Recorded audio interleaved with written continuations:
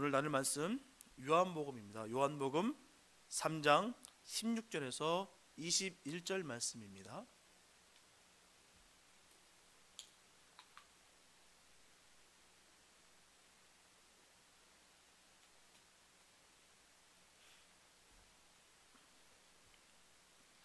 요한복음 3장 16절에서 21절 말씀입니다. 요한복음 3장 16절에서 21절 말씀, 주님의 귀한 말씀 봉독해 올려드리겠습니다. 하나님이 세상을 이처럼 사랑하사 독생자를 주셨으니 이는 저를 믿는 자마다 멸망치 않고 영생을 얻게 하려 하심이니라. 하나님이 그 아들을 세상에 보내신 것은 세상을 심판하려 하심이 아니요 저로 말미암아 세상이 구원을 받게 하려 하심이라. 저를 믿는 자는 심판을 받지 아니하는 것이요 믿지 아니하는 자는 하나님의 독생자의 이름을 믿지 아니하므로 벌써 심판을 받은 것이니라. 그 정죄는 이것이니 곧 빛이 세상에 왔을 때 사람들이 자기 행위가 악함으로 빛보다 어둠을 더 사랑한 것이니라.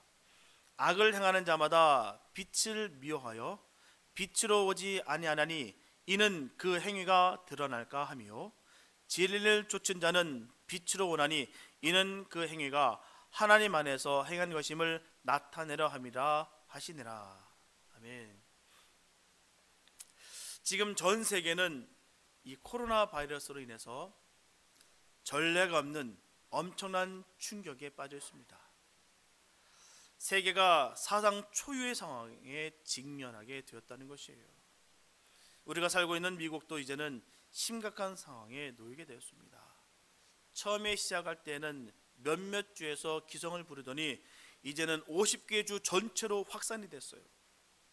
그래서 어느 주 하나 안전한 곳이 없게 되었다라는 것입니다. 확진자는 점점 늘어나고 있고요. 또한 누적 사망자도 점점 늘어나고 있는 상황입니다. 지금 우리가 살고 있는 이곳 캘리포니아도 시민에게 외출 금지 쉘터 인 플레이스 명령이 내려진 상황이에요.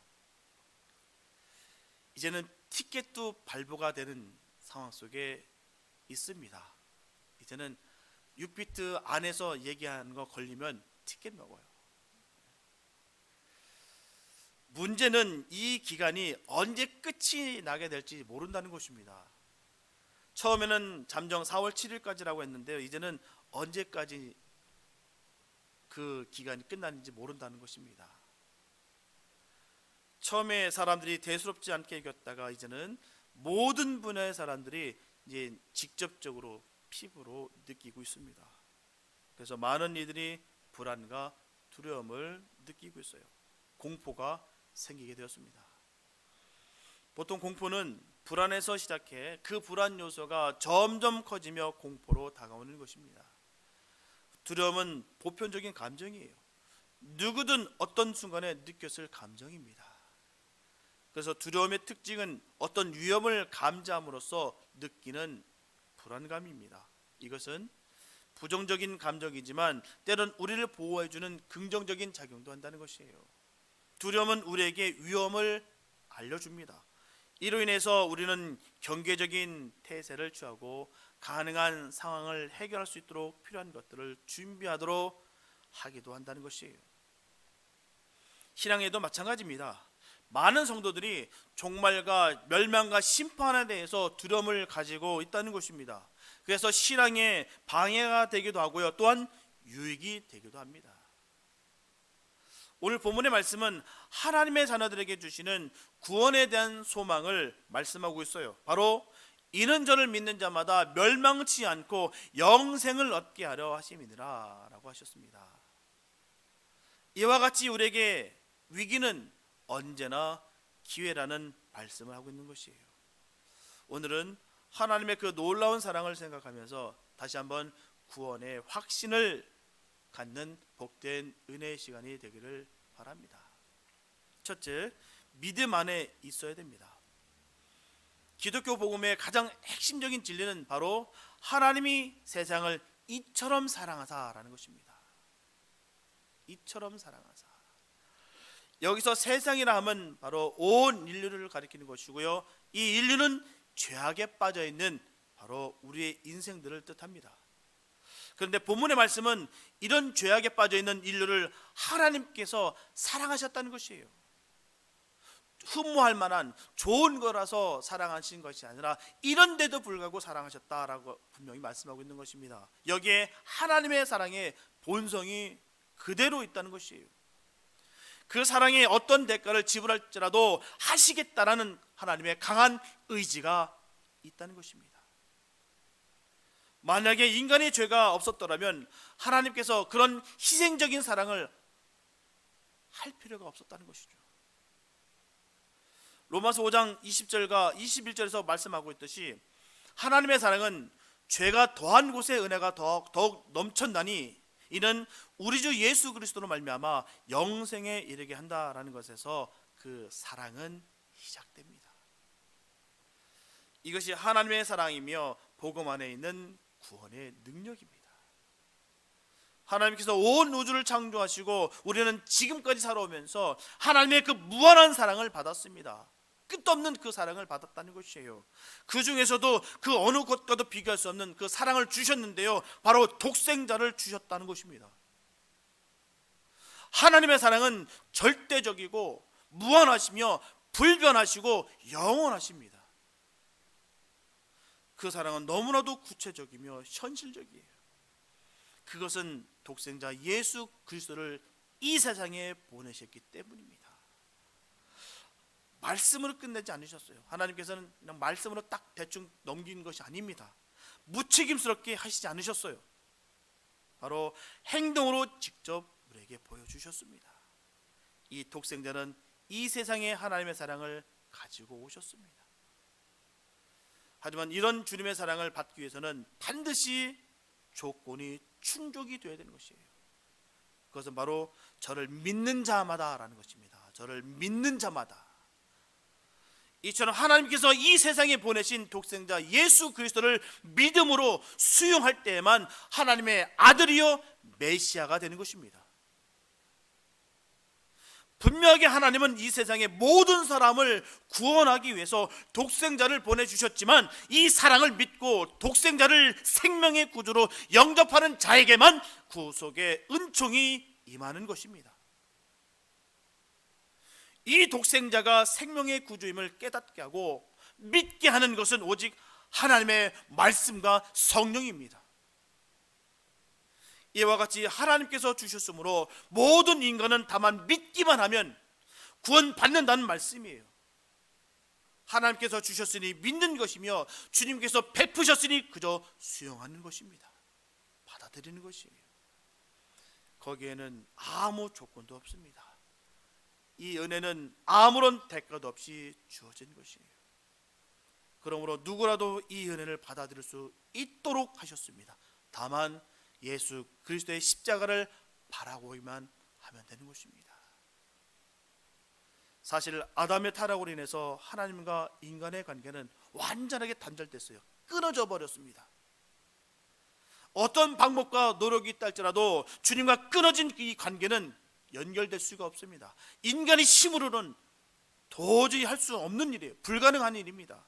그때 하나님의 사랑이 독생자 예수 그리스도로 인하여 인간은 이 사랑을 믿음으로 주님을 만나게 되었다는 것입니다. 그리고 거기서 생명의 구원이 이루어집니다. 하나님과 인간의 만남은 바로 생명의 교통이며 하나 되는 것입니다. 하나님과 인간이 하나 되는 것이 바로 구속, 바로 구원인 것입니다. 요한복음 5장 24절에서 예수님께서 분명히 말씀하시기를 내 말을 듣고 또 나 보내신 이를 믿는 자는 영생을 얻었고 심판에 이르지 아니하나니 사망에서 생명으로 옮겼느니라. 너무나 귀한 말씀입니다. 우리에게 주신 귀한 말씀이에요. 영원히 죽을 수밖에 없는 우리들에게 주님께서 놀라운 사랑을 우리에게 베풀어 주신 말씀입니다. 이처럼 하나님의 사랑과 인간의 믿음이 예수 그리스도 안에서 접촉되었을 때 비로소 영원한 생명이 인간에게 주어진다라는 말씀이에요. 이 은총으로 말미암아 멸망에서 생명으로, 영원한 죽음에서 영원한 생명으로 옮겨지는 것입니다. 저와 여러분들은 온전히 주님 안에 거하심으로 말미암아 하나님의 심판과 죽음을 극복하게 되시기를 예수님의 이름으로 축복합니다. 둘째, 심판과 멸망은 불신자에게 있는 것입니다. 본문 17절 말씀 보게 되면 하나님이 그 아들을 세상에 보내신 것은 세상을 심판하려 하심이 아니요 저로 말미암아 세상이 구원을 받게 하려 하심이라 라고 말씀하고 있어요. 이 구절에서 특이한 것은 세 번이나 반복해서 세상이란 단어가 사용되고 있다는 것입니다. 하나님이 그 아들을 세상에 보내신 것은 세상을 심판하려 하심이 아니요 저로 말미암아 세상이 구원을 받게 하려 하십니다. 이처럼 반복된다는 것은요 그만큼 중요하다는 것을 말하는 것이에요. 세상이 중요하다라는 것을 분명히 말씀하고 계십니다. 분명하게 이 세상은 하나님께서 선하게 창조하셨어요. 태초에 주님께서 이 세상을 만드실 때 온 천하 만물을 지으셨을 때 그 천하 만물은 선했다라는 것입니다. 왜냐고요? 주님께서 말씀하십니다. 보시기에 좋았더라. 완벽하게 만드셨고 완벽하게 조성시키셨다라는 사실입니다. 결코 악이란 전혀 없었습니다. 그러나 인간의 범죄와 함께 세상은 완전하게 타락하였어요. 더러워졌습니다. 그리고 절대적인 하나님의 심판 안에 놓이게 되었다는 것입니다. 하나님의 사랑과 관심의 대상에서 이제는 심판과 저주의 대상이 된 것이에요.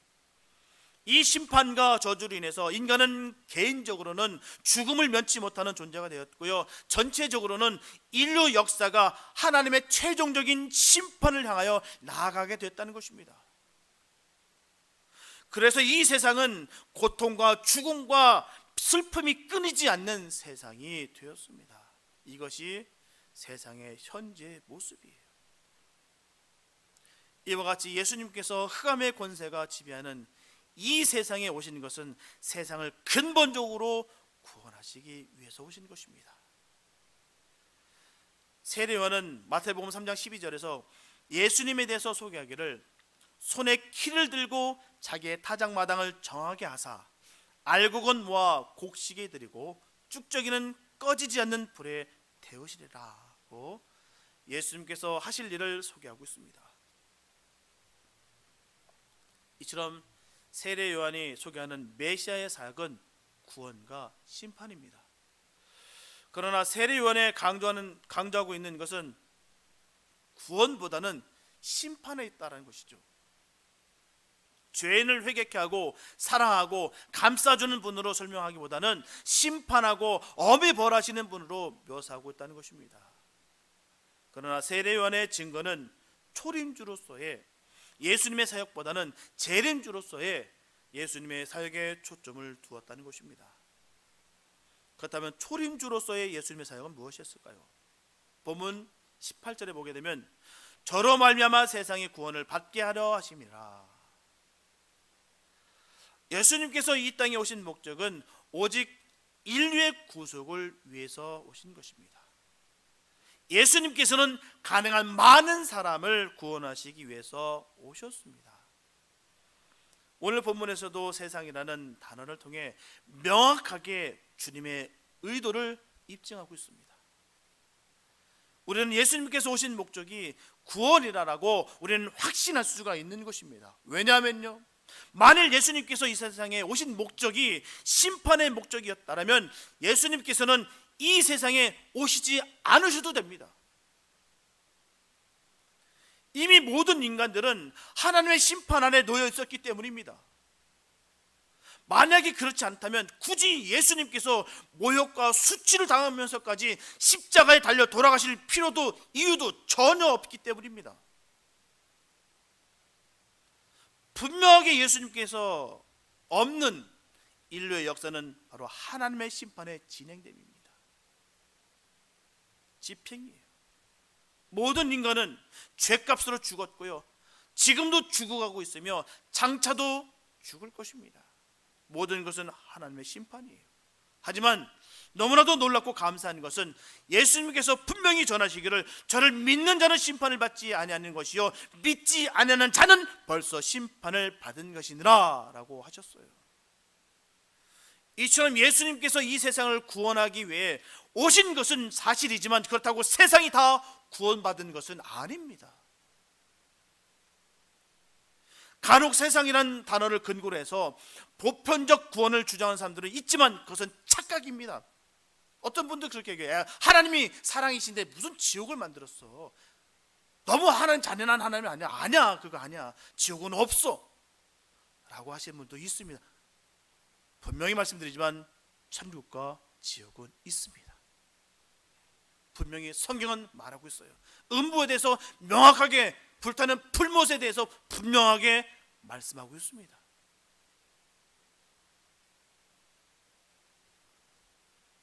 분명히 예수님의 소원은 세상이 다 구원받는 것 맞습니다.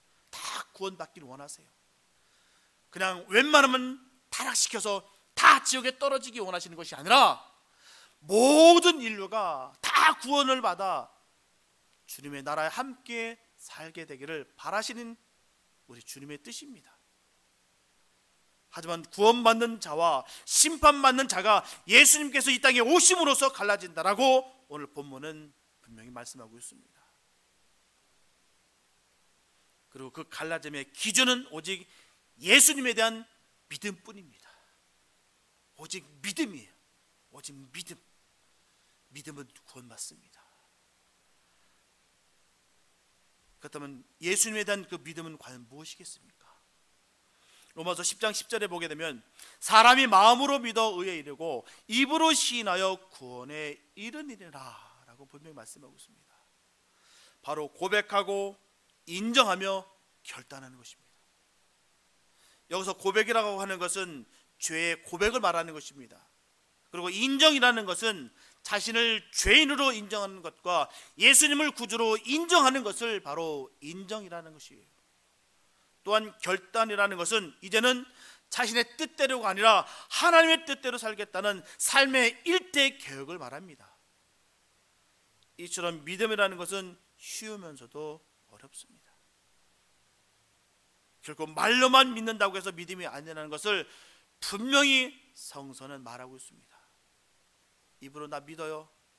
나 믿어. 우리가 아는 것과 믿는 것의 간격을 좁히는 것이다 라고 성경은 말하고 있습니다. 우리의 믿음은 아는 것에 멈춰버리면 그건 믿는 것이 아닙니다. 내가 정말 나의 구주됨을 정말 시인하며 믿으며 내가 정말 나를 부인하는 그 과정 속에서 나를 철저하게 깨트리고 하나님 앞에 나아가는 것, 그게 믿는 것입니다. 특별히 저와 여러분들은 초림 예수님이 아닌 바로 재림 예수님을 기다리고 있는 사람들입니다. 그래서 시대적 변화와 징조에 더욱 민감할 수밖에 없어요. 왜냐하면 주님께서 재림하시게 된다면 심판에 임하게 되는 것이기 때문입니다. 이런 말씀을 너무도 잘 알고 있기에 주님의 재림을 두려워하는 사람들이 많다는 것입니다. 하지만 중요한 것은 성도에게 있어서 주님의 재림은 멸망의 심판이 아니라 상급 심판이라는 것입니다. 멸망과 심판은 오직 불신자에게, 예수를 부인하는 자들에게 있기 때문에 저와 여러분들은 전혀 상관이 없는 것이에요. 우리가 예수를 정말 믿는다면 말입니다. 입으로만 믿는 것이 아니라 정말 전심을 다해서 주님을 믿는다라고 할 때 말입니다. 히브리서 11장 6절 말씀 보게 되면 믿음이 없이는 기쁘시게 못하나니 하나님께 나아가는 자는 반드시 그가 계신 것과 또한 그가 자기를 찾는 자들에게 상 주시는 이심을 믿어야 할지니라. 그리고 고린도전서 3장 13절에서 15절 말씀에서 분명히 말씀하고 있듯이 각각 공력이 나타날 터인데 그날이 공력을 밝히리니 이는 불로 나타나고 그 불이 각 사람의 공력이 어떠한 것을 시험할 것임이니라. 만일 누구든지 그 위에 세운 공력이 그대로 있으면 상을 받고 누구든지 공력이 불타면 해를 받으리니 그러나 자기는 구원을 얻되 불가운데서 얻은 것 같으니라. 너무나 귀한 말씀입니다. 주님을 믿음으로 말미암아 우리는 구원을 받는다라고 분명히 우리에게 주신 말씀이에요.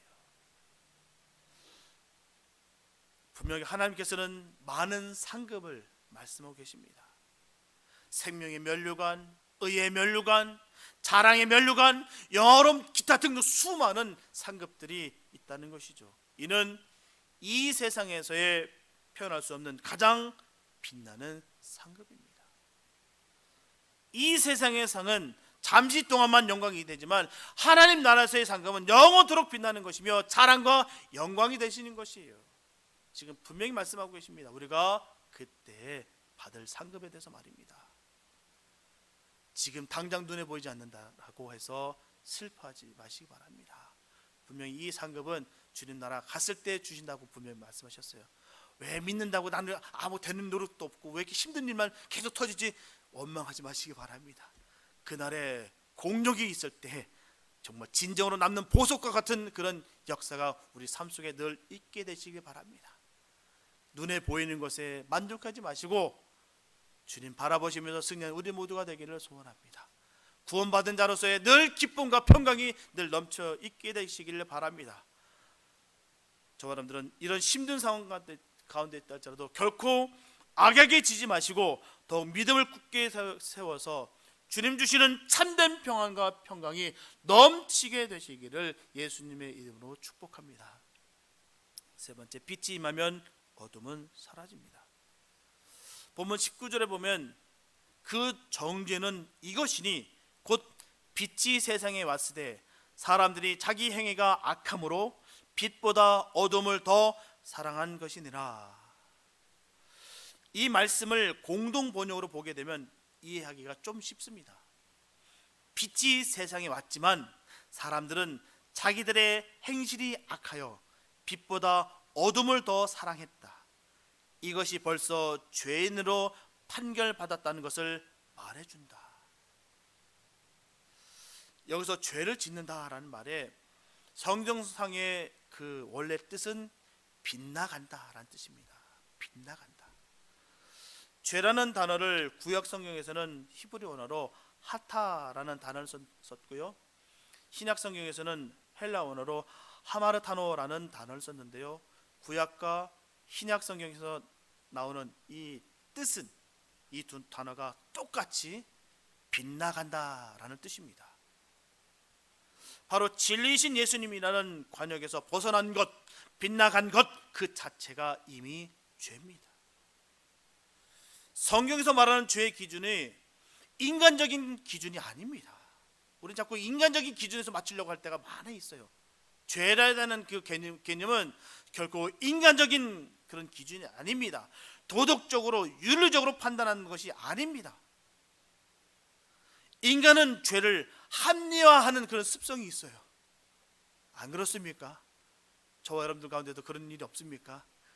남의 죄는 크게 보이는데 나한테는 안 보여요. 나는 되는데 남은 안 돼요.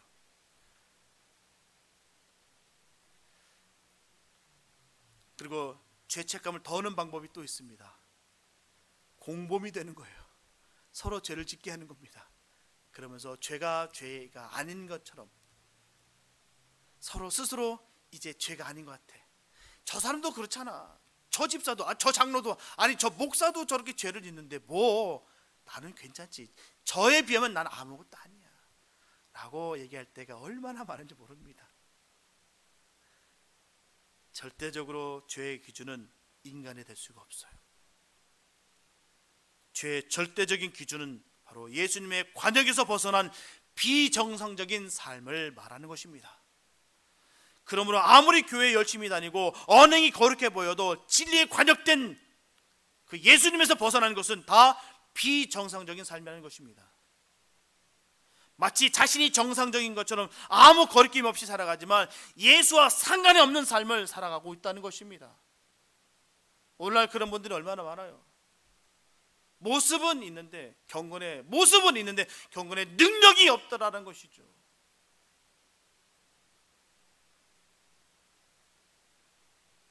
바로 예수님 밖에 있는 자가 분명합니다.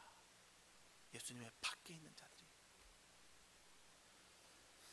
겉모습이 아름다워도 마음속에 악한 것이 가득하고 추한 욕망과 거짓과 음란이 가득하더라면 결코 그는 하나님의 자녀가 아닙니다. 예수님의 사람이 아니에요. 바로 어둠의 자녀입니다. 내 안에 예수로 꽉 차 있어야 되고 성령의 충만함이 꽉 차 있어야 될 그곳에 어둠의 것이 꽉 차 있다라는 것이죠.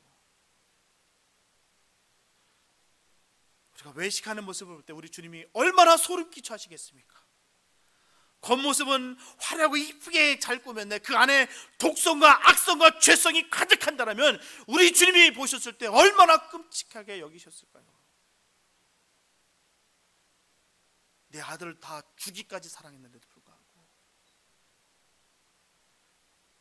우리가 예를 든다면 우리 명품 가방 참 좋아하지 않습니까? 우리 여성분들 어떻게든 이 명품 가방을 갖기를 원합니다. 그 값어치도 있고요, 또 자산 가치도 있습니다. 또 좋은 재질을 만들어졌어요. 그런데요, 그 안에 음식물 쓰레기만 가득 찼다면 그것은 결국 음식물 쓰레기 봉투의 가치밖에 안 됩니다. 아무리 좋은 가방일지라도, 아무리 좋은 명품 백일지라도 그 값어치는 아무 의미가 없다는 사실입니다. 내용물이 더욱 중요하다는 것을 인식하는 것이 너무나도 중요하다는 것입니다. 우리 주님은 우리의 중심을 보십니다. 우리의 겉모습을 보시는 것이 아니에요. 이처럼 죄라는 것은 하나님과 하나가 되지 않고 마귀와 하나가 되어 만들어지는 열매를 말하는 것입니다. 결국 사람이 자기 혼자 하는 일이 아닌 것이에요. 사단과 짝졌다는 것입니다. 누가복음 15장 21절에서도 아들이 가로되 아버지여 내가 하늘과 아버지께 죄를 얻었사오니 라고 말씀하고 있는데, 여기서 죄를 얻었다라는 말이 내가 하늘과 아버지께로부터 빗나갔사오니 라는 뜻입니다. 그래서 탕자의 고백처럼 하나님 아버지와 또 자기를 낳아준 육신의 아버지와 마음이 하나가 되면 그런 일을 할 수가 없다는 말씀이에요. 부모의 마음이 어떻습니까? 아들 잘 되고 자녀들 잘 되길 바라는 것이지, 이 자녀들 잘못되기를 원하고 저 세상 끝에 나가서 영원히 멸망받았으면 좋겠다는 마음 가지는 정상적인 부모가 어디 있겠습니까? 지금 그걸 말하는 것이에요. 육신의 아버지라는 말은 모든 육신의 아버지의 말이 다 옳다는 것을 말하는 것이 아니라 그만큼 옳은 것을 주시는 그 하나님, 좋은 것을 주시는 그 하나님 마음을 깨달으라 라고 말씀하시는 것이에요. 그 사랑을 깨달은 자가 어떻게 빗나갈 수가 있겠느냐라고 탕자를 통해서 우리에게 주시는 말씀입니다. 그러므로 하나님과 하나 되어 하나님의 능력과 사랑으로 하나님의 계명이 지키지는 상태를 의라고 말한다면 죄는 그 반대로 하나님과 하나 되지 않냐고 빗나가서 마귀와 하나 되는 상태를 말하는 것입니다. 이게 바로 빗나갔다는 것이에요. 이게 바로 죄라는 것이에요. 마귀와 하나 되는 것. 반면에 본문 21절에서는 정상적인 성도의 모습을 분명히 전하고 있는데요, 진리를 좇은 자는 빛으로 오나니 이는 그 행위가 하나님 안에서 행한 것임을 나타내려 함이라 하시니라. 비록 세상적인 기준으로 볼 때에는 볼품도 없고 별로 자랑할 만한 것이 없다 할지라도 비정상적인 악한 삶을 과감하게 끊어버리고 진리의 관역을 향해 심차게 달려가는 사람이라면 그의 외양과 상관없이 그는 예수 안에 있는 참된 성도임이 분명합니다. 그런 삶을 보게 되면 분명 성령의 열매를 맺게 되었다는 것이에요. 우리가 기억해야 되는 것은 진리의 삶은 결코 세상의 인기나 유행과 정비례하지 않는다는 것입니다. 이사야서 53장 2절 말씀에서 이사야 선지자가 예수님에 대해서 분명히 전하기를 고운 모양도 없고 풍채도 없은즉 우리의 보기에 흠모할 만한 아름다운 것이 없도다. 이처럼 세상의 유행이나 인기의 측면에서 볼 때 예수님은 너무나도 초라하고 볼품없는 모습이었다는 것이죠. 그래서 그 당시 이스라엘 백성들은 예수님을 철저하게 버렸습니다. 왜냐고요? 비진리에 살아가는 사람들에게는 진리의 삶을 사시는 예수님이 비정상적으로 보여졌기 때문입니다. 그래서 그들은 버린 거예요. 저와 여러분들 가운데서도 그런 마음 버리시기 바랍니다. 우리 맨날 번듯한 것 좋아해요. 뭔가 번듯해야 뭔가 있는 것 같고 늘 숫자와 크기에 우리는 맨날 열광한다라는 사실입니다. 우리 주님은 거기에 관심 없습니다. 그 중심을 보십니다. 지금도 그 예배자를 찾고 계신다는 것이에요. 아무리 가진 것이 많고 능력이 많은 것, 사람들에겐 인기가 많고 그 가운데 박수를 받을지언정 하나님은 그걸 바라보는 것이 아니라 아무리 부족할지라도 그 안에 주님을 사랑하는 그 갈망이 뜨거운 그것을 우리 주님은 사랑하십니다. 그에게 관심이 있으시다는 것이에요. 우리의 관점이 다릅니다. 인간의 관점과 하나님의 관점은 그 시선은 다르다는 것이에요.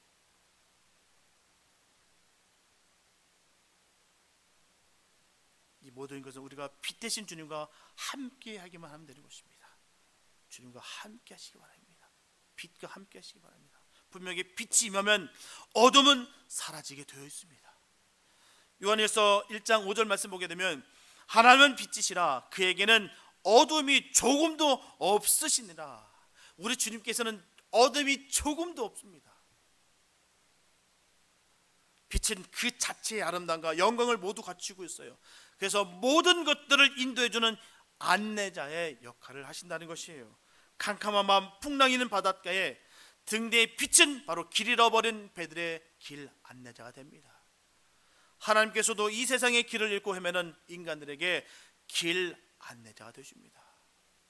어느 길이 진리의 길인지를 모르고 헤매는 사람들에게 하나님은 독생자 예수 그리스도를 통하여 각 사람에게 빛을 비추신다라고 말씀하셨습니다. 빛이 임하시길 바랍니다. 그 빛이 우리에게 임할 줄로 믿습니다. 그렇게 빛이 임하게 된다면 뭐가 진리며 뭐가 죄이며 뭐가 죽음이고 뭐가 생명인지를 알 수가 있다는 것입니다. 주님과 함께 하시기 바랍니다. 그래서 그 생명을 소생케 하시고 성장케 하시고 진리를 알게 하고 올바로 인도하시는 그 주님을 따르시기 바랍니다. 그분이 바로 하나님이시며 그분은 온 세상의 빛이십니다. 저분들은 오직 주님과 함께 하시기 바랍니다. 주님이 비춰주시는 빛으로 인해서 죄악이 보이게 되고 그 죄에 달아날 수 있게 되시기를 바랍니다.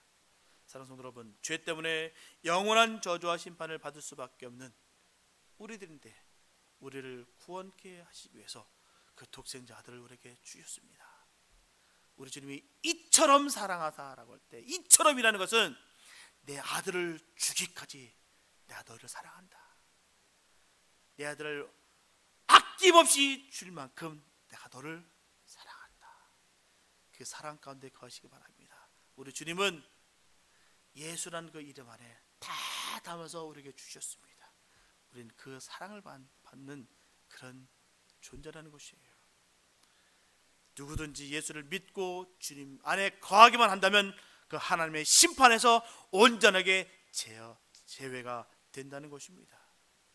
그래서 진정한 믿음이라는 것은 예수님께서 나의 생명이 되시고 나의 삶의 주인으로 모셔드리고 나의 모든 것을 온전히 맡겨드리고 의지하는 것이 바로 믿음입니다. 이처럼 예수님을 온전히 믿음으로 영생을 얻으시기 바랍니다.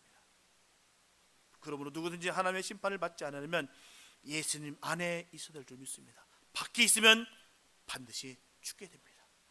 저와 여러분들이 진정 주님 안에 있다면 진리의 빛이 되신 주님이 우리 삶의 모습에서 증거가 되어야 될 줄 믿습니다. 주님 앞에 자신의 죄를 고백하시기 바랍니다. 하나님이 주신 성품대로 진실하시기 바랍니다. 속이는 삶이 되지 마시고 정직하시기 바랍니다. 하나님의 말씀을 늘 믿으며 행하시기 바랍니다. 하나님을 예비하며 사시기 바랍니다. 언제나 주님의 이름을 부르는 삶이 되시기 바랍니다.